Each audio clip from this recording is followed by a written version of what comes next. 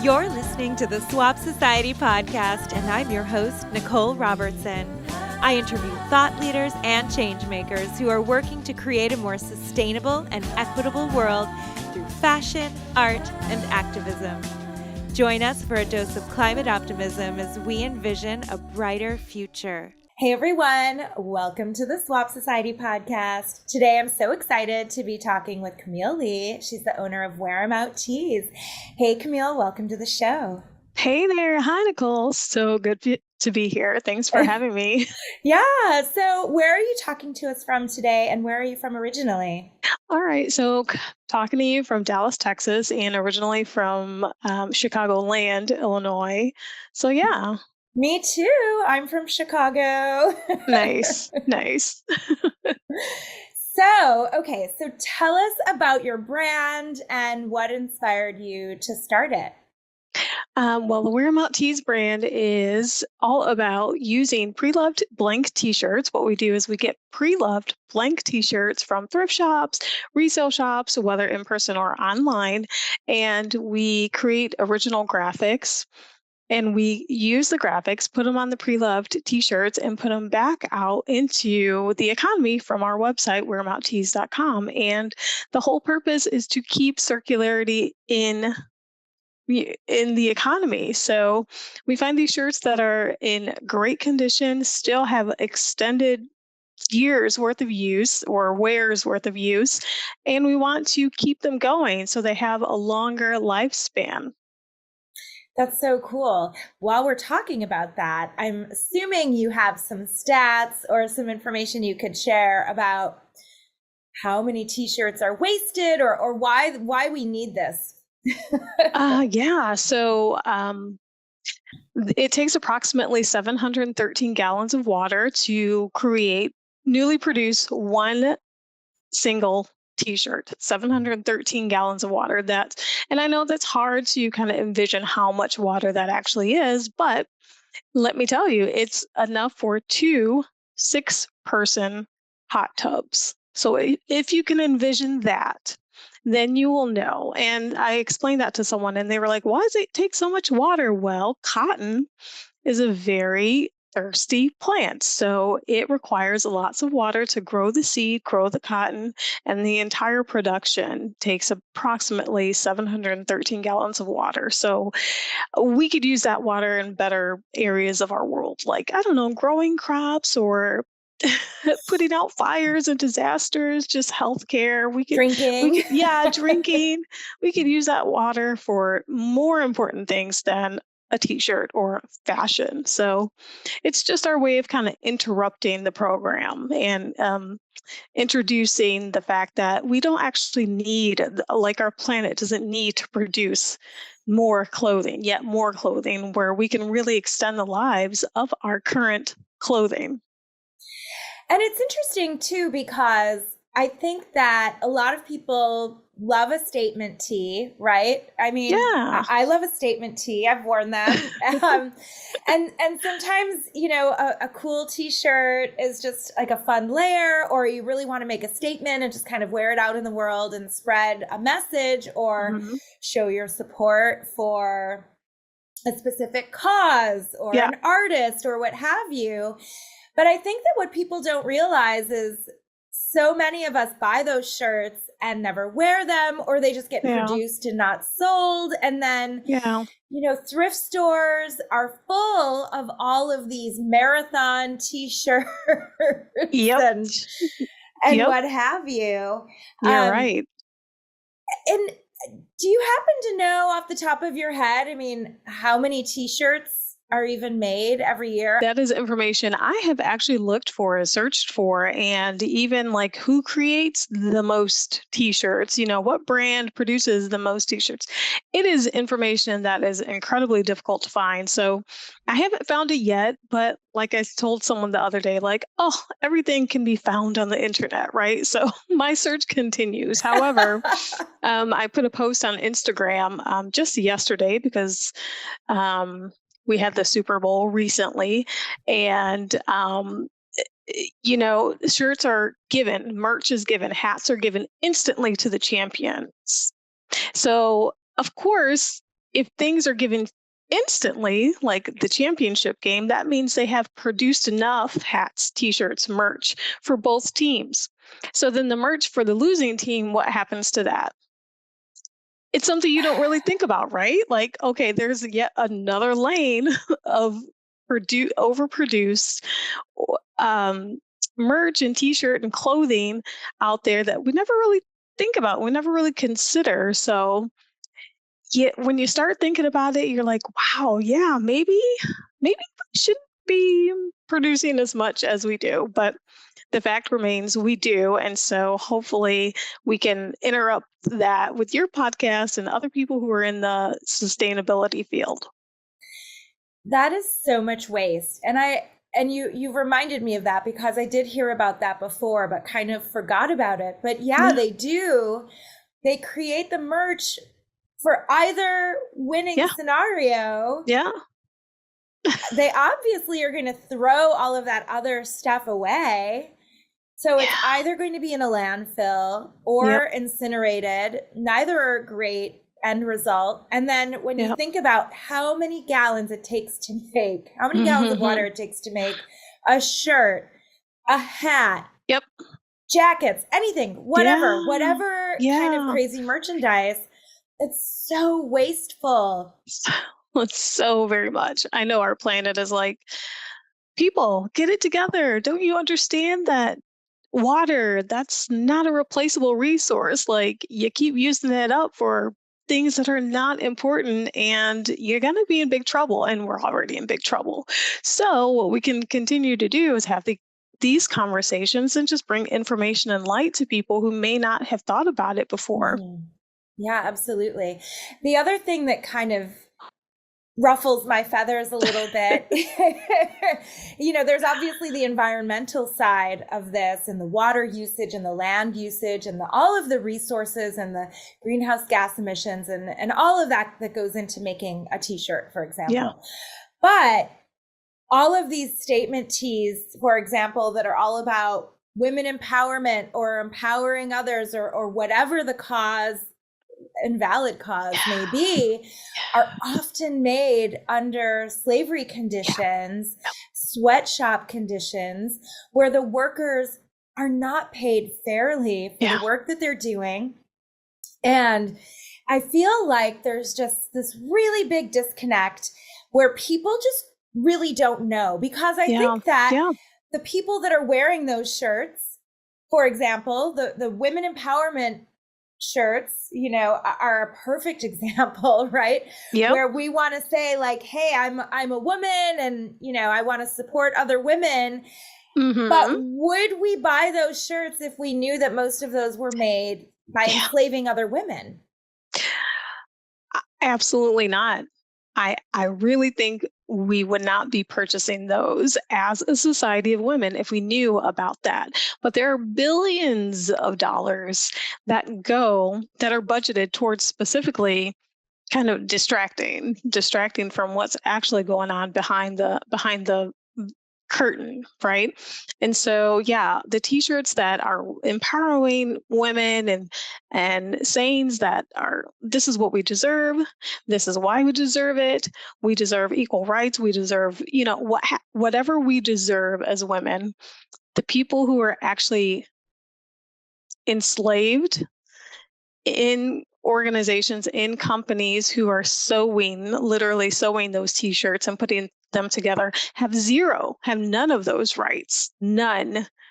And it's shameful. It's shameful for a lot of these big brands who are turning a blind eye or just looking away or knowingly accepting of that. And it's ridiculous. And that's why I said it's important to have these collaborations and conversations, because it's not our fault. When you don't know something, if you've never learned something, how could you know? So it's important that we educate and just continue to teach and continue to share the information that we do have, so we can know, so we can make different choices.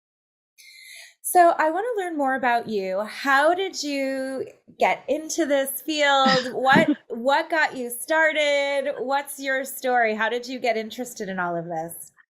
You know what? It was kind of a fluke. I used to work retail. A lot of us did that in high school during summer vacation or what have you. I worked at the mall, just like a lot of people, and I really liked working with clothing. Yep. So I worked at the mall. I folded clothes. I saw new inventory coming in for the season.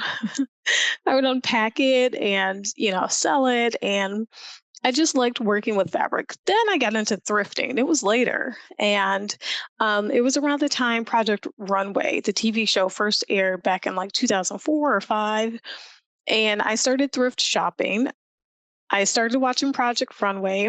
I started putting together that it takes so much creative work and so much physical manual labor to put together a garment in the first place, Hmm.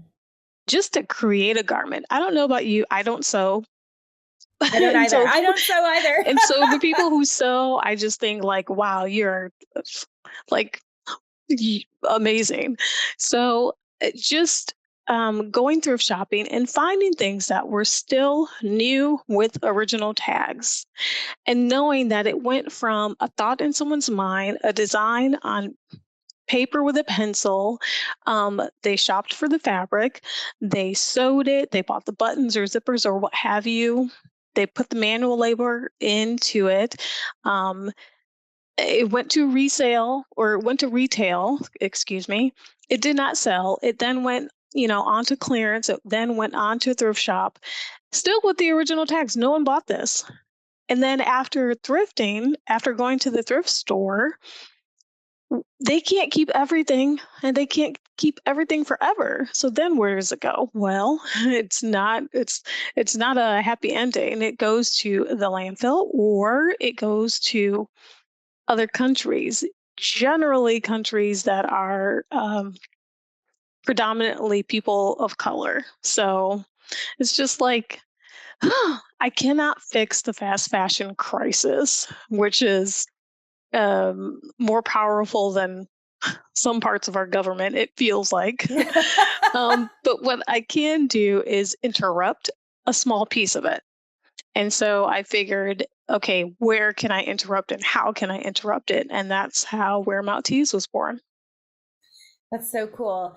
Yeah, I mean, it does feel like this almighty power, the fast Yeah. fashion industry. And, on the one hand, we see all of these reports coming out about how secondhand is growing and Yeah. people are more interested in, circular fashion models as opposed to this kind of take, make, dispose, like linear Yeah. approach. But then you also see these numbers that these fast fashion companies are exploding, they're growing, they're bigger Yeah. than ever. Yeah. And it can feel overwhelming as an individual or, as a business Yeah. owner that's trying to do something that's different but better. And it can be demoralizing. However, the work that you're doing and other people like yourself or the work that we're doing with Swap Society, it may feel like a drop in the bucket, but it all adds up, right? We can't Yep. just resign ourselves to say, okay, you know what, they're so big. Oh, Yeah. we'll never get through that. Instead, if we keep talking and doing these different things and using the platforms that we have available to us to inform and Hmm. hopefully sway the minds and hearts of people that could Yeah. be making better choices. Yeah. Hopefully, little by little, all of those drops eventually fill up a bucket and another bucket, and that's how change happens, right? Absolutely. Absolutely. The ocean is just several tiny drops of water. So you mentioned that you thrift. Yes. Is that the main way that you get your clothing? Well, how do you handle your personal wardrobe? Yeah, my personal wardrobe is pretty much all thrift. I will get an idea that I want something, a specific piece, and I'll put it on a list. Like I think many people who thrift for their personal lives, they put it on a list, and then when it's time to go shopping, that's what they're looking for, just like a grocery list, just, okay, I need one of these and I would really love to find one of that, one of those. So, yeah, most of my wardrobe is thrifted or gifted. Thrifted or gifted. I love it. Yeah. Yeah. Well, thrifting can be really fun. I mean, I love the thrill of the hunt. So, I mean, Mm-hmm. considering my business, I don't really thrift anymore because that would maybe be a little insane. But I do sometimes get a mood for it. I think I need to just go do it one day just for fun. My husband will probably be like, "Are you crazy? What are you doing?" But I just find it really fun because I feel like you can have a list, right? And having a Mm-hmm. list is really helpful. It's kind Mm-hmm. of like, for the longest time, I really wanted a really great denim jacket, just like a classic denim jacket. Yep. And I just was patient, and it was like on my Yep. mental list, right? Yeah. And eventually someone swapped one, and I was so excited, and I wear it all the time. And it's in like maybe 40% of all of our content that I put out there because I just wear it Nice. so much. That being said, the easier thing would have been to just go to a store Yeah. and buy a brand new denim jacket. And I could Yep. have even rationalized, I'm looking for the perfect one. I'm going to keep it for a long time, or maybe it forever, or what have you. And I Yep. could have justified easily in my mind, okay, it's taking too long. I haven't Yep. found that denim jacket yet. Mm-hmm. And I'm just going to go buy one, but I didn't. And, and I survived, right? You did. I think I think that our culture sometimes puts this perception around fashion like Yeah. it's like terms like fashion emergency. Okay. Yeah. It's Like immediate. You would there's need no this immediately. I mean, maybe like your pants split, that's happened to me before. I did have a pants splitting fashion emergency once, but like outside of that, where like you're in public and you're suddenly not dressed anymore for some Yeah. reason, like there's really no such thing as a fashion emergency. And so, yeah, I think that we need to really slow it down, right? And be Mm-hmm. patient. I love that idea. Make a list. Yeah. What are you looking for?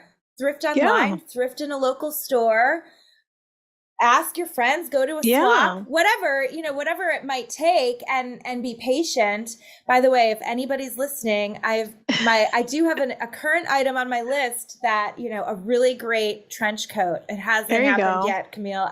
Okay. I have a pink one, but it's like Put it out there. fancy and it's not like an everyday, like just like Just a a really neutral, neutral tone. Put it out there. Put it out there in the universe. Yeah. So, do you have any special tips for people that might feel intimidated about shopping in a thrift store? What's your approach? My approach is to get my list together because you want to know what you're looking for.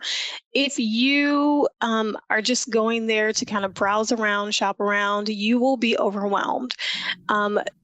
If you've ever walked into an IKEA store and you just wanted to look around, see what the buzz was all about, and not having anything specific in mind, you were overwhelmed. Guarantee it. I was. Like, so same thing when you're walking into a thrift store, have your list. Know that you're looking for a denim jacket. Know that you're looking for a denim skirt. Know that you're looking for a black blazer. Just know what you're looking for, and then make sure you are well fed and hydrated and you have comfortable shoes. And if you can, either wear a crossbody bag or a backpack so you can use both hands. That's really important. That's a great tip. Another thing that I'll just throw out there is I'll usually wear leggings if I go thrifting. Yep. Because it's really easy if you really want to try something on, you can just slip something over easily, like light clothes that aren't too lumpy, because most thrift stores that I go to don't have changing rooms. So if you're not sure if it's going to fit and you really want to try it on, that's a good way to go as well. Yeah, perfect. So I always love a good fashion love story. Do you have a favorite piece in your closet, and what do you love about it? Oh gosh. I have several favorite pieces. And I have like my entire closet, like 80, no, like 96% of my closet is thrifted. So I was gonna say, like you, I bet that had you walked into any store and you bought a denim jacket, you would not love it and really care for it and really appreciate it nearly as much as you did when you got the one that came up in your swap. Hmm. So I think that like when you find exactly what it is you're looking for, whether it's a certain color or what have you, that makes it special in itself. Recently, I thrifted a couple of cardigans. Gosh, I could, yeah, my whole closet is thrifted. But I thrifted a couple of cardigans and I absolutely love them. Like I put it on and it was just like, oh, this is exactly what I was looking for. That it's tightly knit. It's just green, a beautiful color. So yeah, that's what I'm loving currently right now. But yeah, I could list loads of things. It's hard to pick, right? Like picking a So hard. favorite pet or a child or Yeah. Yeah. or parent or whatever. Mhm. Mhm. So, what's inspiring you these days? Is there anything, any art or books or anything that's Oh gosh. activists getting you excited right now? Um, what's inspiring me are things that I see in the news about. I think people are just coming around. Hopefully, the more we talk about it, like I said, people are being educated. I think people are coming around, and the younger people who are going into politics, I think they're taking some of this information about um, the world and the environment. And, some of that I hope is floating up through our government because we need the government. We need them on our side. So that's inspiring whenever I see stories like that. Whenever I see stories about cities banning single use plastic, whenever I see, just these little pieces of news. Because for me, it's not just about fashion. This is just the area that I focus on, but I'm keeping my eye open for the economy as a whole. So, Yeah. What are some other ways that you embrace sustainability in your own personal life? let's see. Well, okay, so other than clothing, which is like my giant number one, I try to practice bringing reusable items or reusable water bottles. I love to ride my bike. I love to walk. I love to carpool. I know most households are probably two-car households, just a one-car household here. Um, and just trying to keep down on excess. So whether it's excess electricity that's used or what have you, so just in these little areas, Hmm. washing your laundry with cold water, just every little thing. Yeah, that's a big one. Yeah, shutting off the lights if you're leaving a room, Yeah, just using less, buying yeah, less, just being a little more mindful. yeah, The more we do those small things, they may not seem like a lot, but when you consider yeah, that there are 8 billion people on the planet, um, you know, when we do things en masse, it can really, yeah, start to add up. We absolutely. also only have one car. We've had one car for a while and we live in LA, so that's, you know, Yeah, unusual probably because it's not a very that's public admirable. transportation Admirable. friendly city. And it's a plug-in hybrid, so we mostly, most of our Nice, driving is EV. nice. And I don't know. I mean, I don't know if I would have believed that would be possible as a family. Like we have kids, but we make it work. Yeah, If we need to get another car someday, maybe we will. But yeah, we're trying also just to be minimalist as much as yeah, possible. yeah, But we still have fun. It's not like we have absolutely. more than enough stuff. Like we're not, you know, we're not Yeah, those people that have like a sleeping bag on the floor and no bed and no possessions. Like that's a bit extreme for me, yeah, but yeah.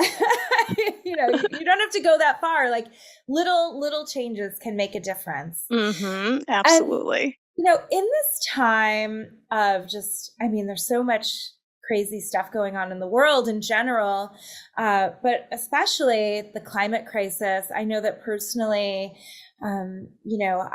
I struggle with some climate anxiety. I don't know if you feel the same way, but I'm wondering what's keeping you feeling hopeful about the future. You know what? I'm going to say this on a very minuscule scale. Honestly, it's every single shirt that sells from the website because it is like affirmation. Like, Camille, it's not just you who believes in this thing. Like, there are others who believe in pre-loved, clothes and circularity in fashion. And yeah, we don't need to buy something new from a fast fashion brand and support them financially, and then encourage them to overcreate more items. So it's like every time a shirt sells, every time the register rings, it's like there is good in the world. That's why I said a very minuscule overview. But yeah, Sure. honestly, it's a club. Like, girl, yes. Yes, me too. We're in this together. I love that. Yeah, I mean, and supporting a small business. I mean, Yeah, it may not seem like a big deal, right? But what's that saying? Every dollar you spend is a vote for the world you want to live in. absolutely. And, do you want to support huge corporations that are, you know, complicit in destroying Yeah. our only planet that we have to live on, and Mm-hmm. are willing to harm other people in the process for profit? Yeah. Or do you want to Yeah. support a really cool female owned sustainable business that's Yeah. small? And that those ways, that's how we really do make change, Right. right? Right. Absolutely. I wholeheartedly believe that you vote with your dollars, Mm-hmm. because that is what businesses are built on. That is why there's so much marketing budget allowed for commercials, whether it's a restaurant, fast food restaurant, or a restaurant in general.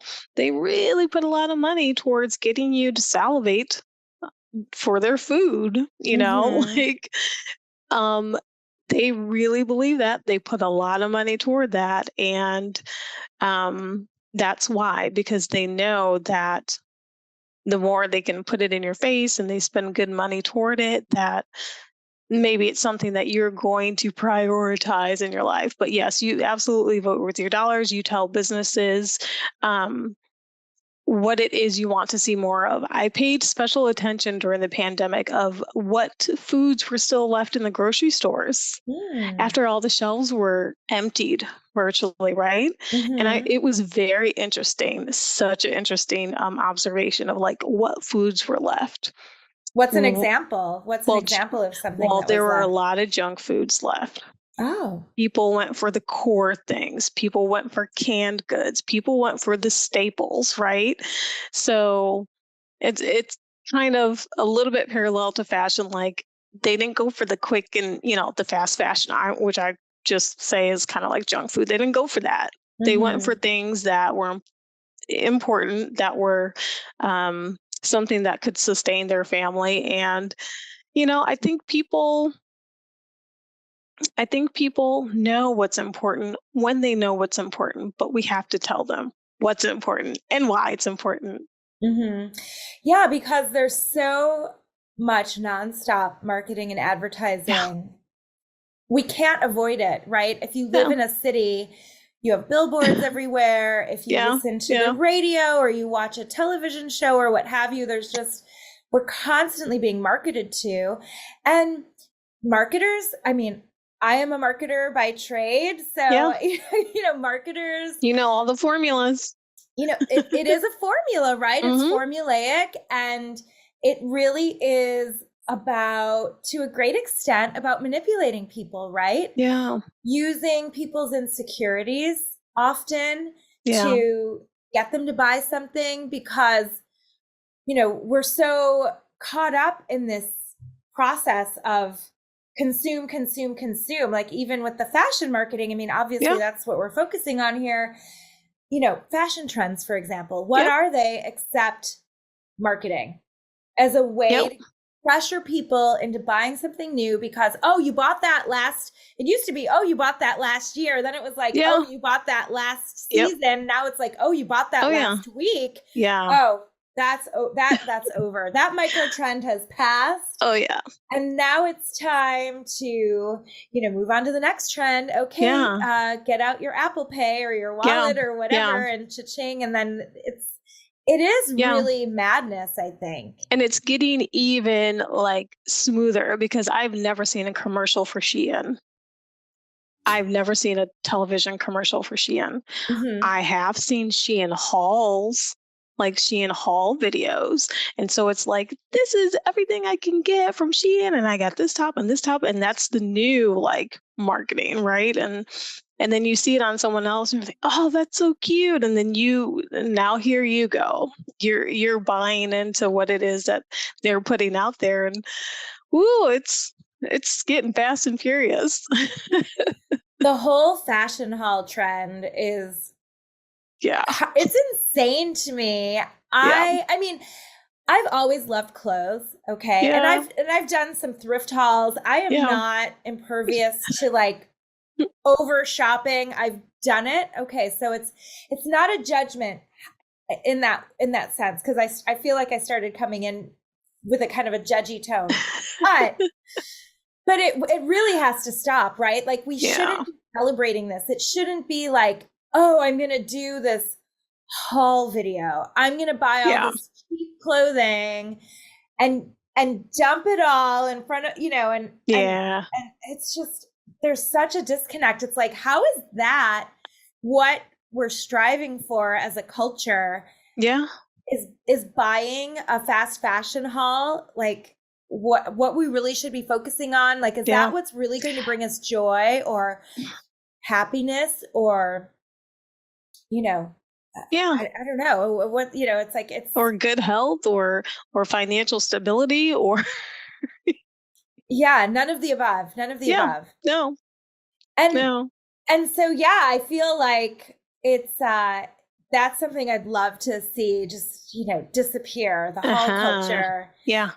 And I read, the Hot and Cool Institute did a study recently, and I think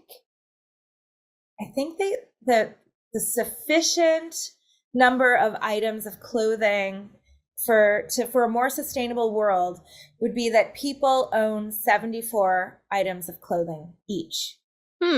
Okay. Which to you and I seems feasible, but I think it's feasible. I will say that I haven't counted how much stuff I have. I know that I probably, I'm pretty minimalist. If I'm not wearing something regularly or it's not something special that I'm just saving for that special moment, I do swap out my closet all the time because it's like, well, why not? I mean, you know, and I like varieties. So I like mixing it up, but I do kind of do like a seasonal mini capsule. Sure. I you know, where it's like, oh, what are the pieces I'm going to wear this season?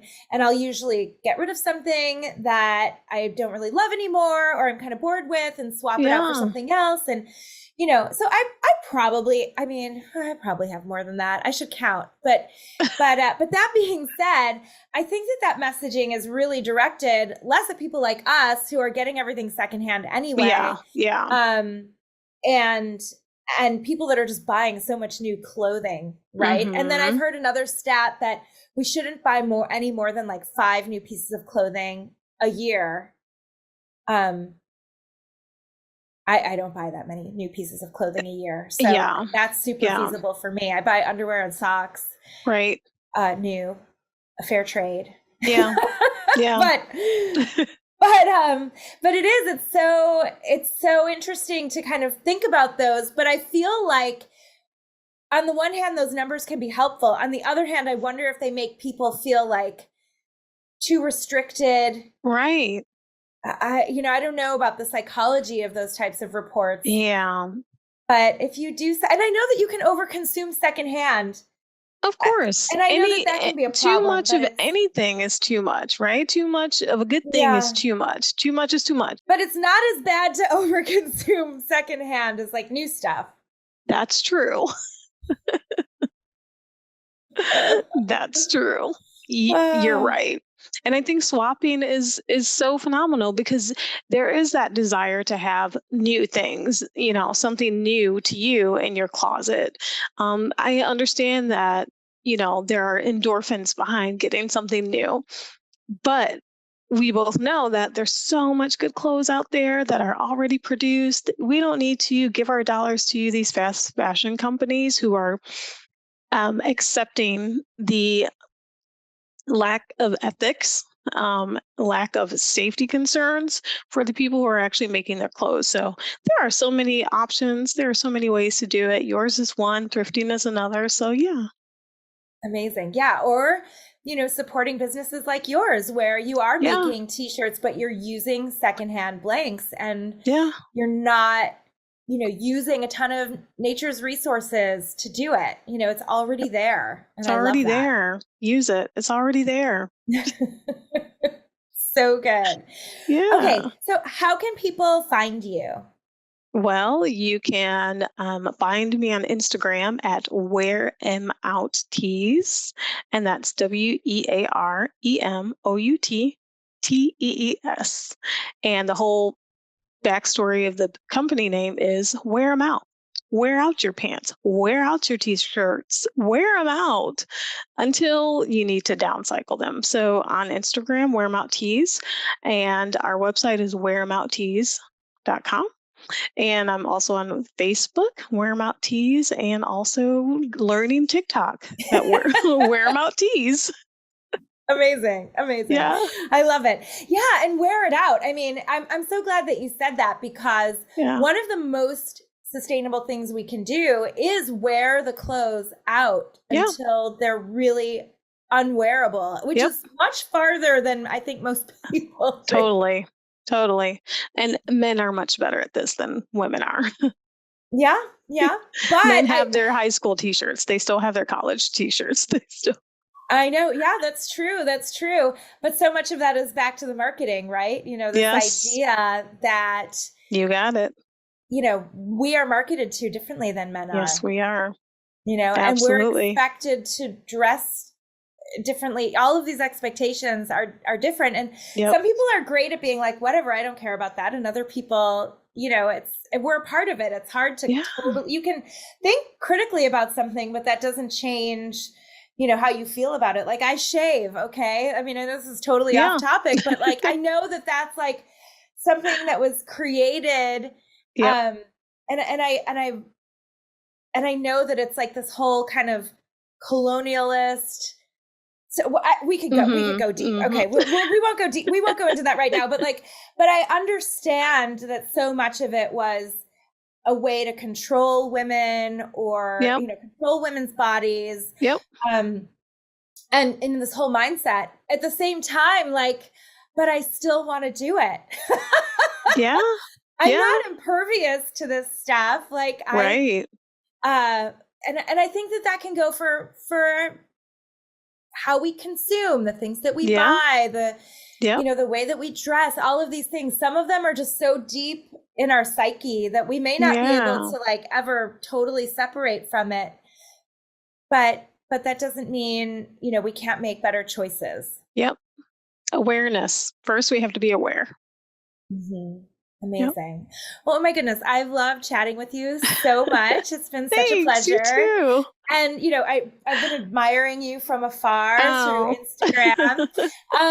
But I'm so glad we had this chat and, we'll obviously keep in touch and, thank you so much. And I hope you have a beautiful day. Thank you. Thanks so much, Nicole. Thanks for having me. Thank you for listening to the Swap Society podcast. Swap Society is an online clothing swap for women and kids that makes it easy and affordable to mix up your wardrobe sustainably. We're a growing community of women across the USA who are creating positive change by swapping our clothes and slowing down our fashion consumption. We would love to swap with you. If you're interested in joining, you can sign up at our website. Learn more at www.swapsociety.co.